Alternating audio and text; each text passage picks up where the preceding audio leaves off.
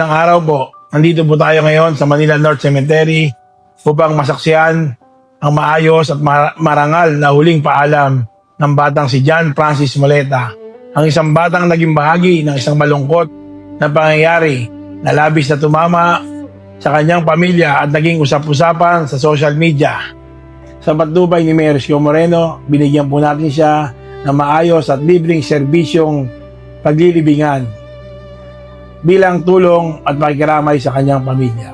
Hindi pa natin mabago ang pangyayari. Ang mahalaga, maipakita natin ang malasakit at respeto sa kanyang huling paalam.